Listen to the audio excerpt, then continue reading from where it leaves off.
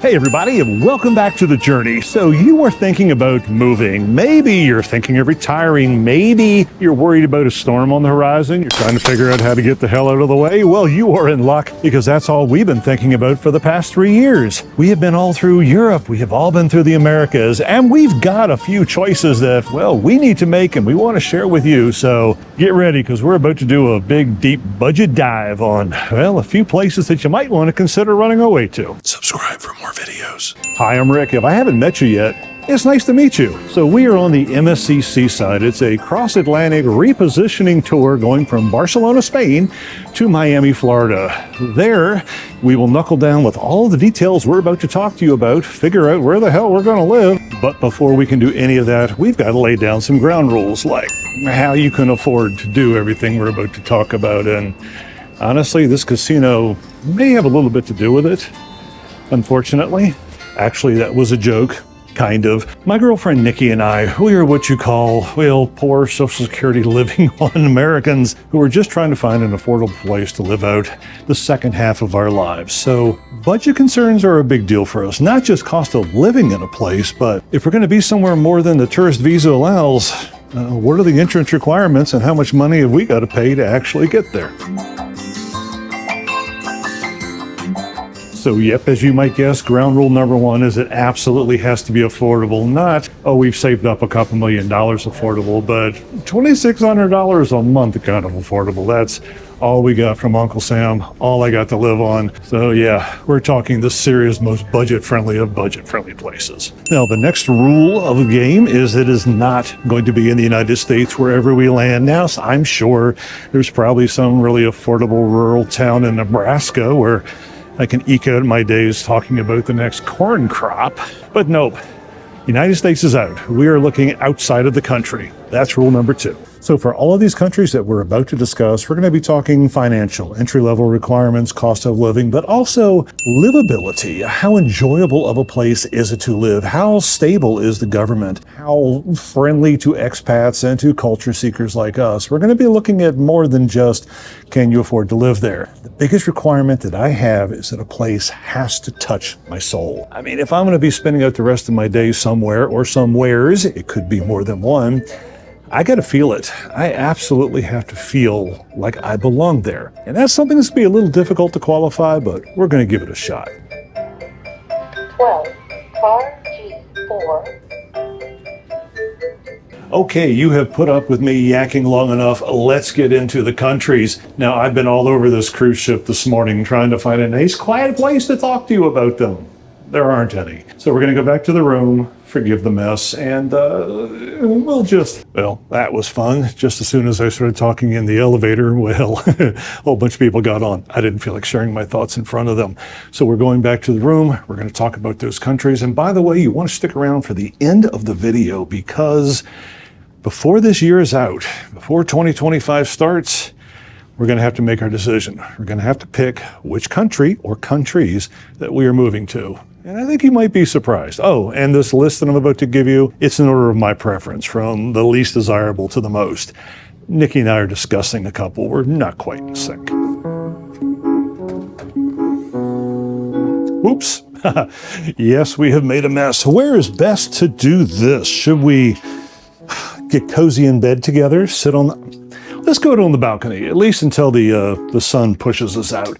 Oh, and unfortunately, I gotta change the battery in this camera because otherwise you're not gonna hear the rest of this. Okay, test 1, 2. La la la la la la la la la la. Hi there. Well, this is kind of fun.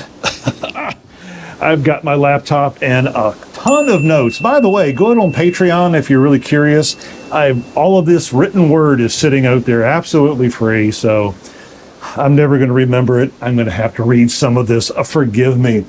Country number 7 is Croatia. This is the first time in a very long time that I have done something entirely new. New country, new culture, new food, new everything. And to be honest, I have no clue what's going to happen. Man, I hope coming to Croatia was the right decision.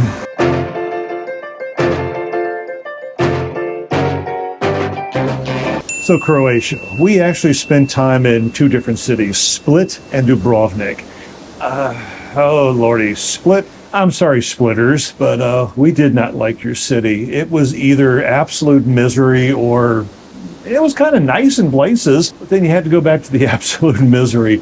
We truly did not find a way of enjoying that particular town. Good morning from Split, Croatia. I need to explain why we're here, what problems we had last night, and what we hope to accomplish while we're in this fine town. Now, we came here because we found a cheap airline ticket.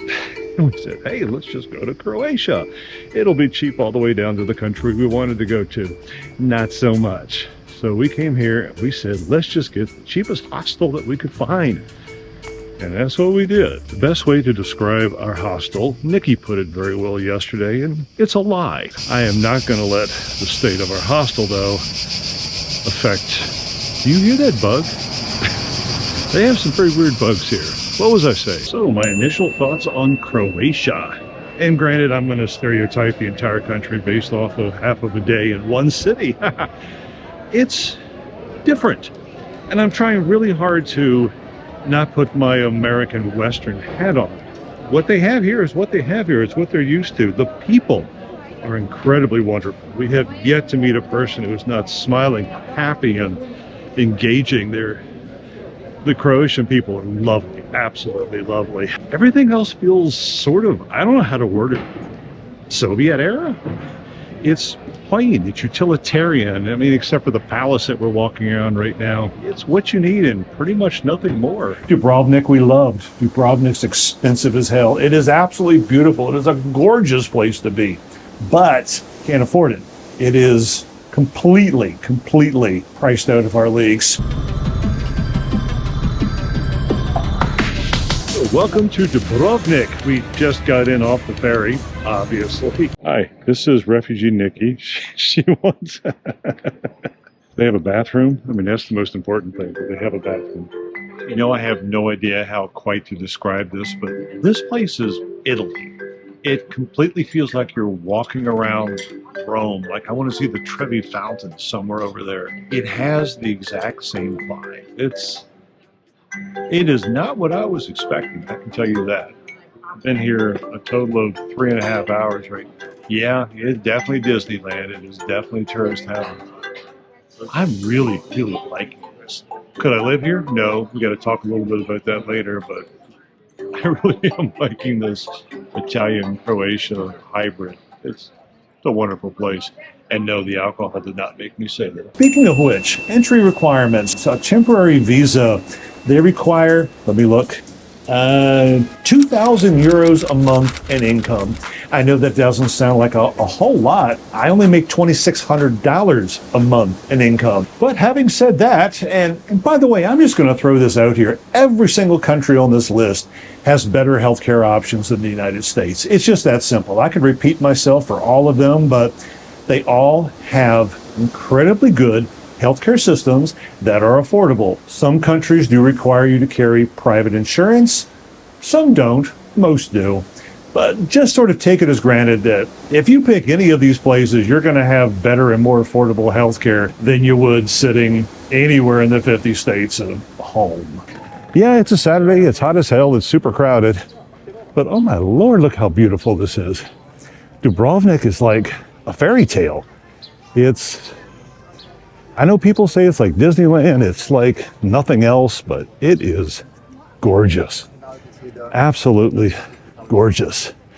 Now, Croatia has a lot of history, a lot of natural beauty, a lot of man-made beauty. We truly loved it. I mean, you're living there on this gorgeous water. I could very easily get used to the natural side of things, if you will. What else we got on here? Environmental, yada, yada, yada. They're sort of average when it comes to renewable energy and climate policies. And, well, the stability of the government, it's reported that it's very stable. They've been part of the EU since 2013. They have a commitment to, economic stability. Croatia itself is a very solid place to live. A very safe place to live as well. And by the way, we'll throw the other caveat out here. Every single one of these countries is safe. There's no, oh, this country's safer than that one. Truly, the the safety factor, the criminality factor, the, oh my God, am I going to get murdered, robbed, or something like that factor, don't worry about it. We wouldn't put them on the list if they weren't absolutely positively safe. In most of my research, Croatia seems pretty friendly to expat. There's a lot of expat type of communities. Now that's a difficult thing. We might as well sort of get out of the way right now. Nikki and I are not looking for expat communities. We do not want to have little America in somebody else's borders. We're looking more to integrate ourselves into their world. I am going to mention the whole expat side for all of these because you may have a different sort of requirement. But for us, it seems to be equally friendly towards Americans who want to be expats and Americans who want to engage and learn about their culture. Croatia seems to really have it all. But like I said, affordably, that's why it's number 7. It's not all that affordable. Is it safe to cross? No. So we woke up this morning and we went, what do you want to do today? I don't know, said I. I don't know, said she. So we decided, let's just go down to the metro, jump on a train, take it to wherever it takes us, and see what happens on the day. You know, sometimes that's the best thing. Sometimes, well, we'll find out. Coming in number 6 on our list is Turkey. And this was the last country that we visited before we got on said cruise ship. We spent 2 months in Turkey because for some reason we thought that it was a truly viable option. We wanted to give it a good shake. We spent 2 weeks in Istanbul. It's hard to put into words because you can't see it on camera, just how freaking crowded this is. People come at you from every direction. I have no idea where I'm supposed to be. Okay, fresh air. And for the record, not everybody over here on this side of the pond bathes as frequently as we're used to. Istanbul is a wild place. It is everything you imagine it to be and more. We thoroughly enjoyed Turkey. We enjoyed all aspects of it. We spent a month in, God, we've been spending so many places I can't remember any of them. Antalya, a whole month there. It's basically just a big average Turkey city. Yep, we have moved again. We are in a town called Antalya, Turkey. We came from Istanbul. I mean, what do you expect? We're nomads. We can never sit in the same place for very long. We found Ireland, Anubis. Apparently we have also gone to Egypt. Anyway, we are somewhere near a coast or a city, or to be honest with you, I really have no idea where we are. It has everything we wanted. We were easy to get around. We absolutely loved our month of downtime, our month of exploring in Turkey. After that, we headed off to beach towns, to Fethiye and Seragami. Overall, Turkey is a wonderful, wonderful place. It does have some downsides, though. For one, even though the entry requirements, the temporary visa requirements are well within our limits, I think they are $1,000? Yeah, $1,000 a month US. You make $1,000, you can get a temporary visa, plus a few other things. You can't be a criminal, for instance. The cost of living there is very high. They are having some economic issues. I think the last number I saw was something like 70% inflation. So if you think the corporate greed has really hit America hard, Turkey's got it a little bit worse. It's not as affordable as you'd like. Cozy?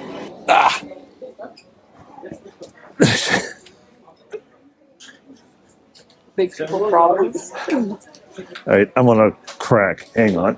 Oh, I'm still on a crack. Extend your legs. I'm just going to be... Oh, we have found the old bazaar. It's not as crowded. Filled with everything I'm not sure we need. Apparently this is a present. It's Kool-Aid. Oh, thank you.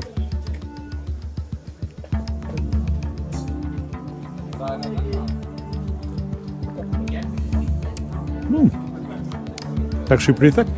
Not too bad. Now Nikki has to buy a purse because he gave us juice. That's the tea. So I just had that and she just had that. Now I understand. That's what, pomegranate. That's what I had. That's the pink tea the guy was trying to sell us earlier. Yeah, it's sadly really, really tasty. Which means we Might have to buy some. The other two bullets we have is stability and enjoyability.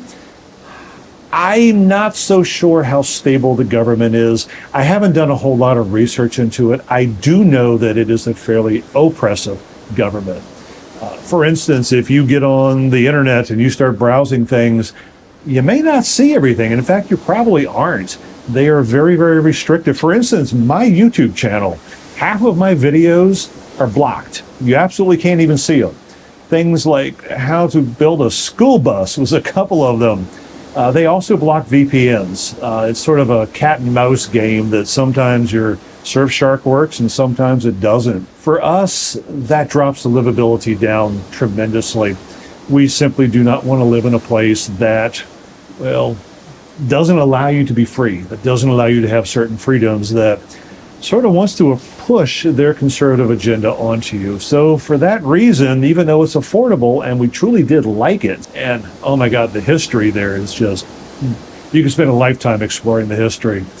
But the current government makes that number 6 and not on our list. Can I survive a week over top of water on stilts and slats with no roads, no ground, no activities for this ADD and mangled man?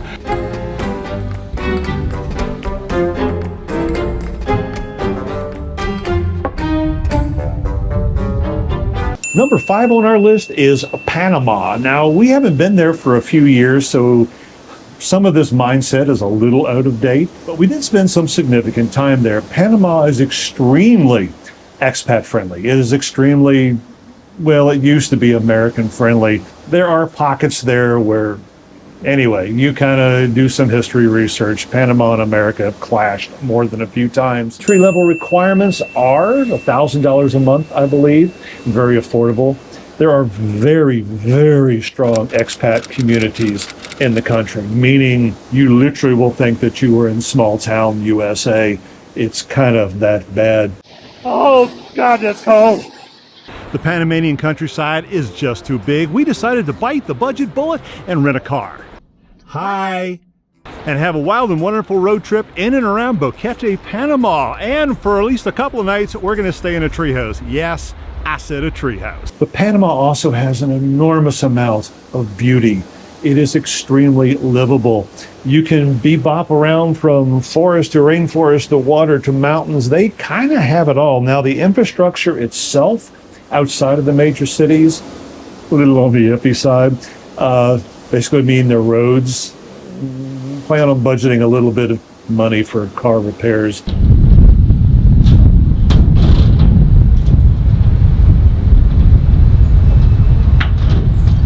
Today we are on a quest to find the Caldera Hot Springs. Now naturally, me being me, I had to look it up on YouTube. They made it sound easy. Oh no, it's not. We're not even there yet. We went through miles of the gnarliest, nastiest rock-strewn road you've ever seen. Went over this bridge, which was horrifying, and now we got to do some kind of walking in some direction.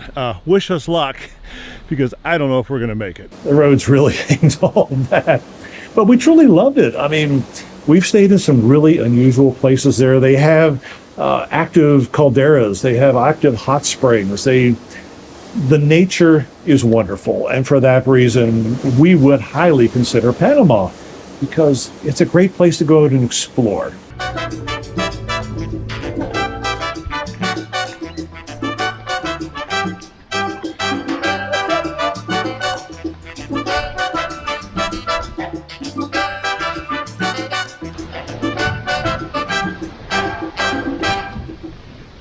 I hope you can hear me over this surf, because if that's the biggest problem you've got in life, is not being able to be heard over surf, well, you got a pretty good life.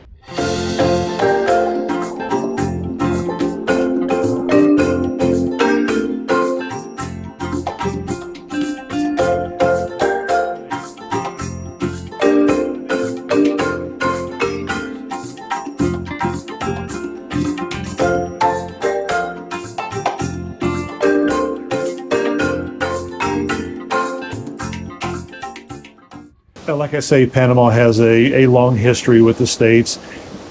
In most of the cities and towns, especially in the expat areas, you can get away with English very much.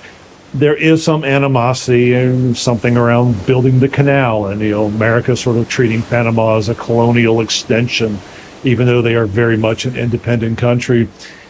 It doesn't point towards Americans as individuals unless you're a typical American. So it is a very friendly place for people who come from where I come from. But it's also, well, we'll get into it at the end. We're getting down into the numbers now where these are real possibilities. Panama could be a real possibility, but I just didn't quite feel it. You may, other people may. I mean, like I say, it's a huge expat community. But for me, I think that was the reason that I would push it a little bit to the side. It's a possibility, but I truly don't want to live in small town USA, Panama. Okay, so I'm kind of broke. There, I said it. I have spent the past few years spending money like I was working, which I am not. So for the remainder of my life, I apparently have a mission to live affordably, all while still enjoying some kind of unplanned life. And it all starts right here in Albania. Number 4, and the first one on the list that's actually truly possible for us, and that's Albania. We also stayed for a long time there because, like everyone else heard, Albania is supposed to be the mecca of affordable living. And it actually is. The visa requirements for, hang on, I have to look at this. I got 9 countries. I can't remember all of them. What are their visa requirements? Oh, it's 1,200 Albanian lek. That's $1,160 a month. If you have that type of income, you can get a temporary visa. By the way, all the temporary visas typically can convert into a permanent visa after a set number of years. You just renew. Hey, you want to stay here forever. You've proven yourself. Some of them do offer right off the bat permanent visas.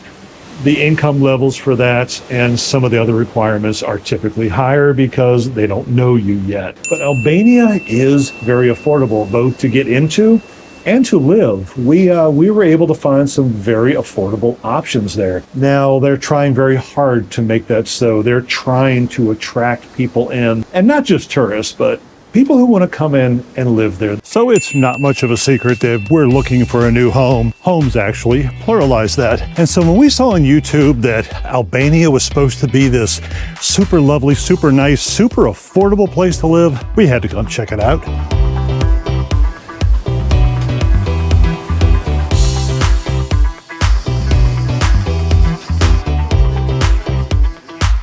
Hi, I'm Rick, and welcome back to The Journey. And so today, we are continuing our search, continuing our could we possibly live in Albania? And we're doing that by being on a 95-degree day and walking up very steep hills, because how else do you discover something unless you truly hurt yourself? No, that's not why we're doing it. It just feels like that's why we're doing it. The Albanian people are wonderfully friendly. The country itself is just a joy to explore. We spent time in 3 major areas, and we tried to make them as different as possible. From the capital city of Tirana to, one of my absolute favorite places in the world. It's called Berat. It's a little small mountain town. I could live there. That's one of the places, if we went back, I would probably want to live in Berat. Tab kosi, ingredients, yogurt, egg, rice, little bit of rice, butter, and the lamb meat inside, lamb meat. So I have to explain where we are. We are in somebody's house. It's called Lily's Homemade Food, although Lily is actually a him, might be his wife.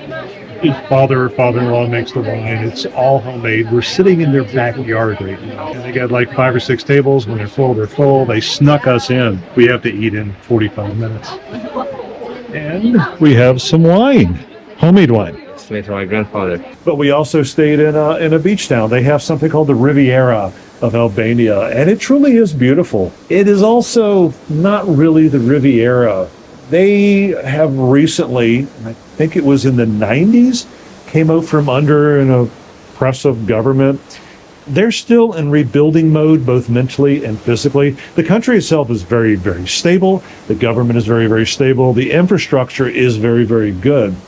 But if you're looking for Milan, or you want to go look at the Mediterranean, they're still up and coming and growing, which is a large part of why it is still affordable. Now, to us, that's great. I personally don't want to live in a resort country. And while they do have some really nice amenities, it's also kind of more down to home. It's more just livable and friendly. And like I say, Albania, very high on the list. And Nikki and I both kind of agree that if push came to shove, we could actually live there. As I film this, we are 2 long days deep into Baja, Mexico. And honestly, I'm torn between being ecstatic and being terrified. Not because of the cartels and crime. No, it's because of the utter desolation. You look for miles and miles in every direction, and there's no one. It's completely empty. Okay, a number 3, and from this point forward, it gets very interesting because Nikki and I have been in agreement up till now. We have some, her number 3 and number 2 and number 1 are not my 1, 2, and 3. Anyway, number 3 is Mexico. It's the one that we both absolutely agree on that needs to be a part of our next life. The problem is it's not as affordable as you would think. Cost of living, oh yeah, absolutely. We spend a lot of time right now down in the Yucatan and down in Baja. Absolutely love both of those peninsulas. Love, love, love them. And it will, no matter what, be a part of our future living, take the bus somewhere and be there. But getting into the country, the short-term visa for Mexico is $4,100 US per month. That's almost twice what my Social Security income is. Now, with things moving forward and the way geopolitical things are happening, are they going to change this? I don't know. But right now, it is not a viable option for us to pursue residency. On the other side, they have a 12-month tourist visa. You go down, you can spend 12 months. If you want to have another 12, you basically walk across the border and walk back and the clock resets. At least that's my understanding. So maybe you won't have all the benefits of residency there, but there are very easy ways of staying there. I honestly don't know if this is going to come out, but the entire sky is pink. There is blue, oh my God, and pink everywhere. I was just commenting that, you know, I could go back to Virginia. I could have a normal life. I could work 9 to 5 plus and commute and go to the grocery store. Or I could do this. There's a lot to be said for doing this. I mean, just look at that.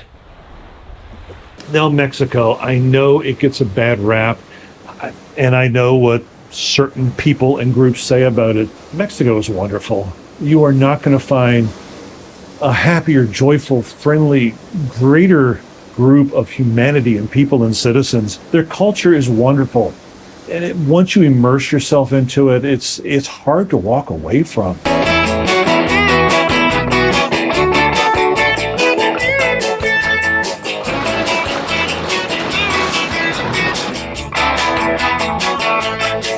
So this is called Divorce the Beach. Over there is the Pacific Ocean. Over there is the Sea of Cortez. And basically the two waters could not be more different. Crazy, upchurning, you can't swim over there. Nice, pleasant, happy. I'm not sure which one's the man and which one's the woman. I'll let you decide that one, because I ain't going there. It is one of my most favorite places in the world to be. And like I say, it has to be a part of our solution.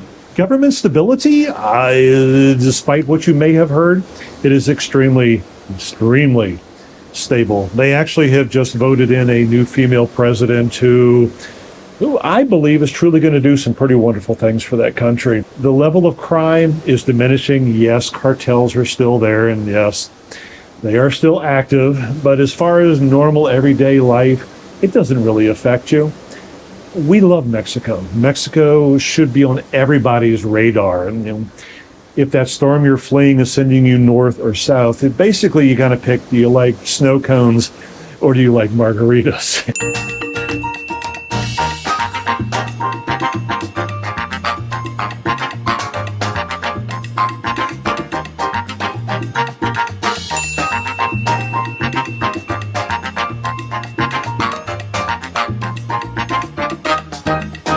Mexico is very much an option, and I would highly encourage anyone to do your research, get down there, try it out. Some mornings it's just not worth biting through the leather straps. Has anybody seen the exit? Because I can't get out of here. Hi, I'm Rick Higgins. I am in Chawita National Park, and I am having a really bad day. Yesterday was horrible. Today is far, far worse. And by the end of this video, my only hope is that some large predator hasn't eaten me and somebody else finished the film so you can see what the hell happened to me. It's that kind of bad day. My number 2, and I'm not sure that this is one of Nikki's 1, 2, or 3, is Costa Rica. Now, I know a lot of people go, oh, well, that's been an expat place for a long time. I'm not talking about the expat communities. It is. They have a huge number of major cities with major American populations, and you can truly feel like you're sitting at home somewhere in America. I'm talking about Arenal. I'm talking about Puerto Viejo, the smaller towns that are in true Costa Rica. The reason I love it so much mostly is the nature, the vibe.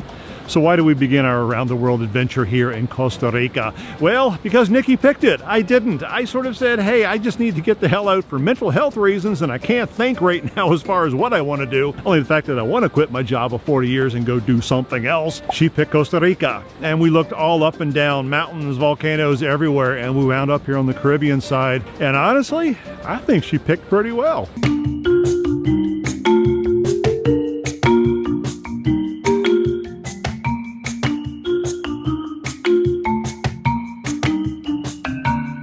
They live to relax. They don't have a standing army. They don't do the normal geopolitical country thumping. They live. They take care of their people. They take care of their environments. They are huge environmentalists when it comes to a country and as a people. And I really like that. I really respect that. Where am I? I don't even know. It's too damn early. Puerto Viejo, Costa Rica. Okay, here's the scoop. We just landed yesterday. How about I focus this so you can actually see me? We just landed yesterday in this little town. I've already done one little short here on what the food is. And by the way, the food is incredible. And later on this week, I'm going to be doing well, I got to tell you about this place because it is nothing like I expected. But Puerto Viejo is, and I have to tell you a little story. When we started 3 years ago, that was where we began our entire trip. And at that point, I was burned out on my job. I hated life. I hated everyone. I hated everything. I wasn't able to give Puerto Viejo truly a good shake, but I truly did love it. Every day since then, every other place that I have ever been, I compare to that little town, which, by the way, is about a quarter mile long. It sits in the middle of a rainforest with monkeys running through the trees. The roads are dirt. They have to have a truck go by with water on it to keep the dust down. It's a little surf town in the middle of nowhere, and it's a half-hour bus ride just to find the next town. But oh my God, it is probably my favorite place in the world. So yes, I love Costa Rica. It is very affordable. $1,000 a month income proves that you can have temporary residency. It is very American friendly. It is very affordable. So yeah, Costa Rica is my number 2. I'm not sure what Nikki's number 1 and 2 are, but I do know where we agree upon, and that's Spain. I have only been here a short time, and I absolutely love this town. It's hard to describe. Everywhere else in Spain is lovely. I absolutely love Spain. But everywhere you look, everywhere else in Spain, it's, people look like me. This place is so much more inclusive, diverse. There are so many people, so many places. Everybody seems to get along really well here. It's a big melting pot. It feels wonderful to be here. All of, what are we, 39 minutes into the journey? Spain is a country that we both absolutely love. Visa requirements are a little on the steep side. Now, I actually got what's called a non-lucrative visa from them back in 2020. You have to prove a lot. Spain loves its bureaucracy. We actually had one in hand. We were ready to move there when COVID closed the country down. Spain is on our list, and I would highly recommend that you look at it, but it's on our list because Nikki is pursuing her Spanish citizenship because of her grandfather being forced out of the country to live in Cuba.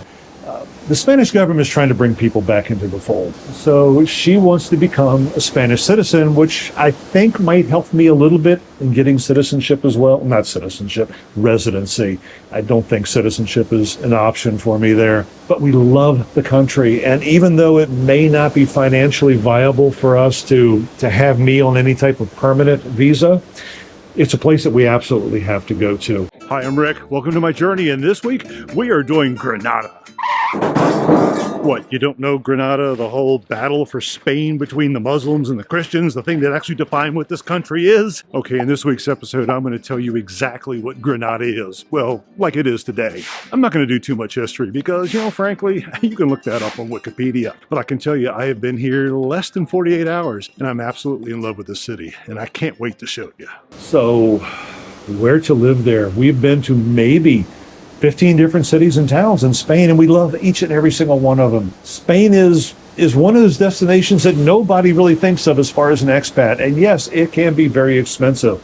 It's a first world European country. It is everything you would expect in a country like that. So no, Spain is not very affordable, and in all honesty, it does not belong on this list. It is not a budget-friendly destination for people to expat or to escape to. It's on that list because we love it. So if you've been catching the previous videos, you'll know we're stranded in this little city called Pontevedra.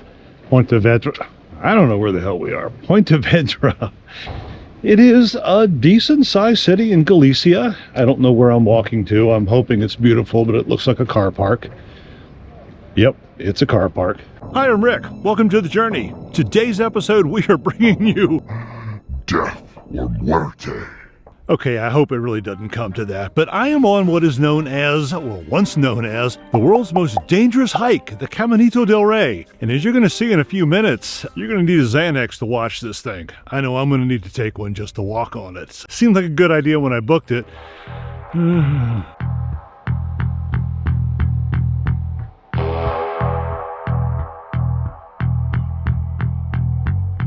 It has to be for us. So maybe your list stops at number 2, but for us, Spain will most definitely be a part of our solution. And so, boys and girls, where does that leave us? Where are Rick and Nikki going to retire to? Well, don't really know yet. Like I say, in about month and a half, we're going to make our final decision. And by the way, it's going to be ever evolving. We actually still have to get to Vietnam. We hear that's like the super cheaper mecca of all places to go to stretch your American dollar. But that's for sometime in 2025. Like I say, my choice. And Nick, if you're listening, please, I want to spend a lot of time doing bus life. I want to spend a lot of time doing bus life in Mexico. And then I want to alternate that with time spent in Spain. Now, the ultimate destination for me would be to take the bus, park it down in Puerto Viejo, and live out my days drinking coconut rum and looking at the monkeys in the trees. But it may not be a viable option for us. Anyway, I want to encourage you to do something yourself. I know you probably watch this because you're interested in countries for your own escape, retirement, expat plan. Don't just listen to me. Don't just listen to YouTubers. Don't just look at numbers. Go to them. Spend a good solid month in each of them, maybe more. Hit a whole bunch of different towns and cities, but what you're looking for is feeling. Does it touch you in your soul? For me, Mexico has done that. Costa Rica has done that. Spain has most absolutely, definitely done it. Those 3 countries are high on our list because I can feel them, because I feel like I belong. Nikki said something the very first time we were in Spain, the very first time we set foot. She said, how in the hell can you be homesick for a place that you've never been? We'd never stepped foot on there, and the second we got there, we're like, oh my God, I've been missing this forever. If you can find that, my friend, you found your next home. Be healthy, be happy, and we'll see you soon.